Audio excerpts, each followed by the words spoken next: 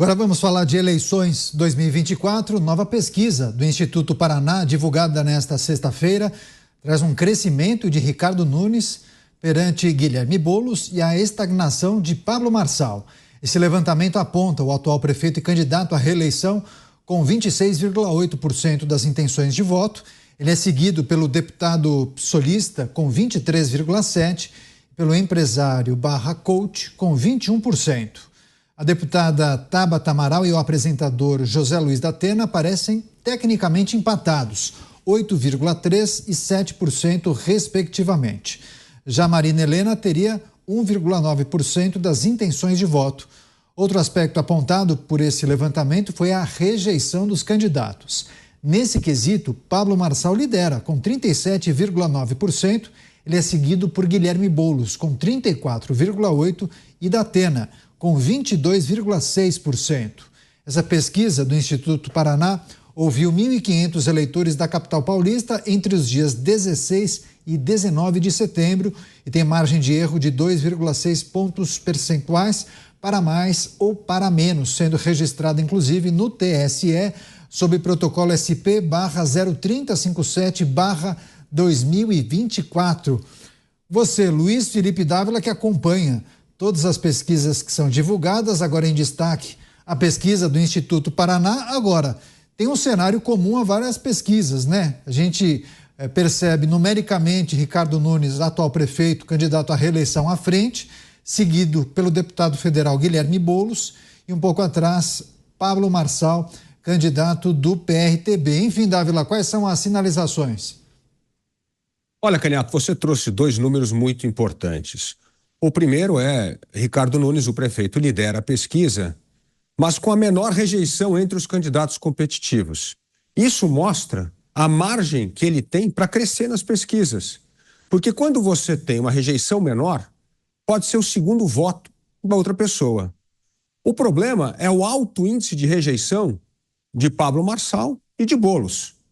Isso limita o crescimento, porque é interessante, a rejeição é a pergunta que qual é o candidato que você não vota de forma alguma.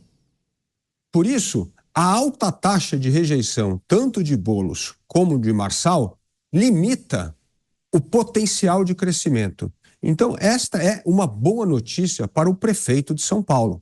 Mostra que ele continua a crescer devagar, com uma baixa rejeição e com potencial de crescimento maior.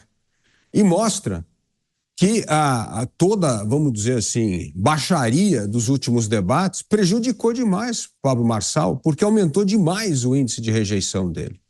E isso, numa eleição majoritária, complica a vida do candidato. Se ele estivesse disputando uma eleição proporcional, isso não seria problema, mas numa eleição majoritária porque aquele voto não vai de jeito nenhum para aquela pessoa. Então eu vejo que o cenário começa a ficar bem favorável para a reeleição do atual prefeito da cidade de São Paulo. Pois é, talvez justamente por conta do aumento da rejeição de Pablo Marçal, hoje em um debate realizado por uma emissora de TV, ele adotou inclusive uma postura mais moderada, enfim, talvez seja um indicativo. Você, Mota, o que esses números trazem, o que a gente precisa analisar? Eu atribuo pouca importância a pesquisas eleitorais, especialmente em uma situação como a disputa em São Paulo. Eu também não acho que os debates ajudam o eleitor a fazer uma escolha. Debates não são oportunidades para uma verdadeira discussão de ideias, até porque não dá tempo e a maioria dos candidatos não tem o preparo suficiente para isso. Os debates servem apenas para formar uma imagem do candidato na mente do eleitor.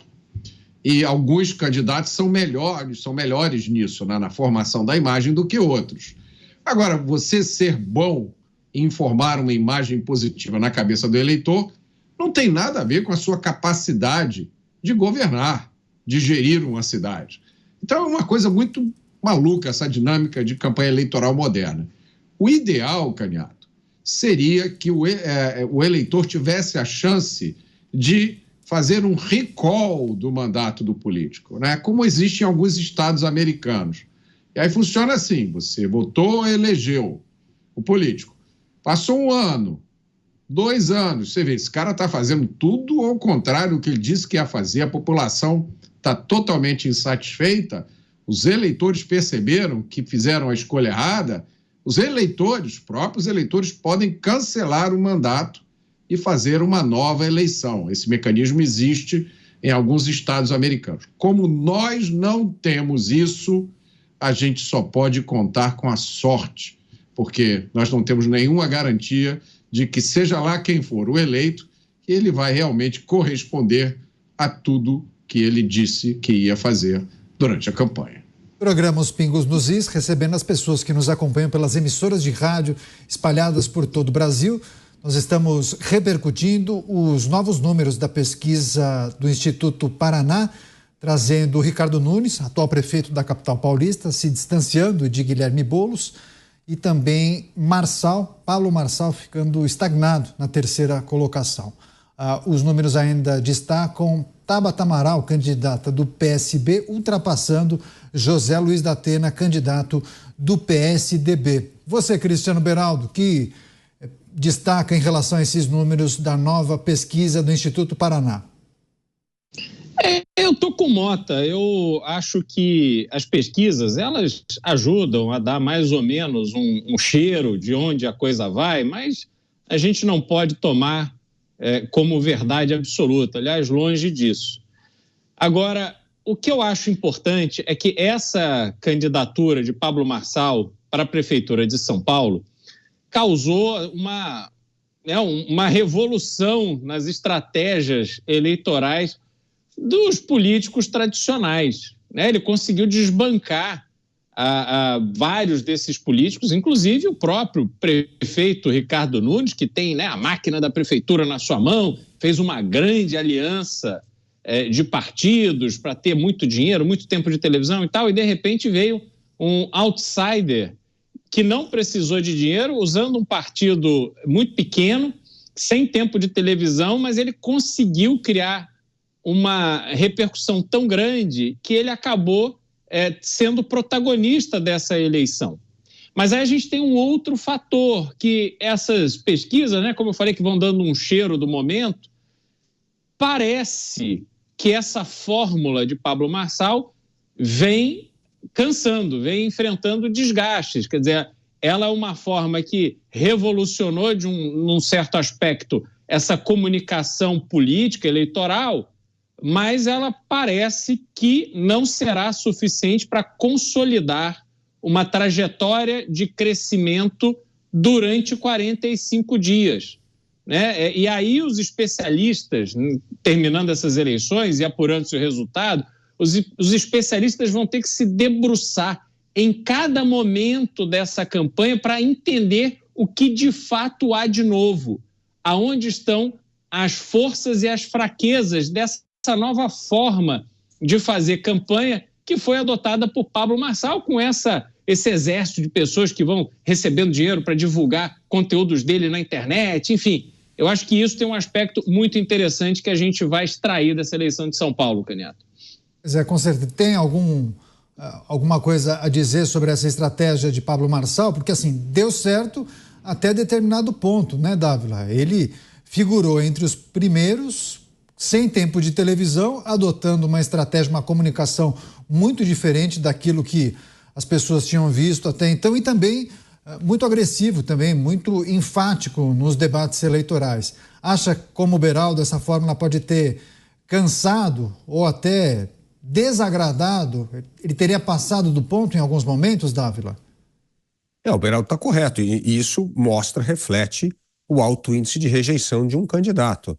Agora, nós precisamos olhar o fenômeno Pablo Marçal por 2 ângulos. O primeiro é o seguinte: existe uma boa parte do eleitorado que quer um candidato antissistema. Pessoas que não querem eleger pessoas que pertencem ao sistema, porque estão cansadas.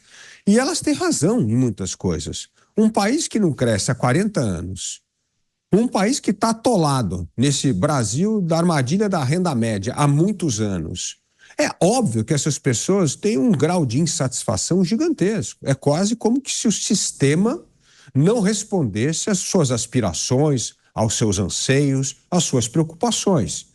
Então, que há espaço para candidatos antissistema, com uma estratégia como a de Pablo Marçal para ganhar uma fatia do eleitorado, não há dúvida que isso existe, mostrou-se eficiente e vai continuar operando no sistema brasileiro. Enquanto o sistema não responder a esses anseios, preocupações, indignações do cidadão, o cidadão vai buscar alguém que mostra que quer implodir o que está aí. Então, nesse sentido, a estratégia Pablo Marçal atende a esse público, né? Então, está correto. Agora, o problema é que para atingir esse público, tem que cada vez escalar mais. E quando escala, aumenta a rejeição. E aí bate no teto. E é esse o ponto que a gente está falando aqui. Então, eu entendo que a única forma de atuar não é copiar a fórmula do Pablo Marçal, é entender justamente essas aspirações, frustrações, indignações não atendidas ou ignoradas pela política e como elas devem ser endereçadas pelos candidatos. Nos Estados Unidos, o Donald Trump faz essa parte.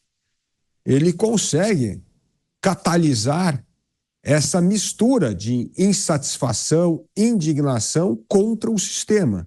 Então, eu entendo que os candidatos antissistema vão continuar tendo protagonismo nas eleições enquanto o sistema político estiver atolado nessas dificuldades, incapazes de promover crescimento econômico e atender às aspirações, anseios e preocupações do eleitor brasileiro.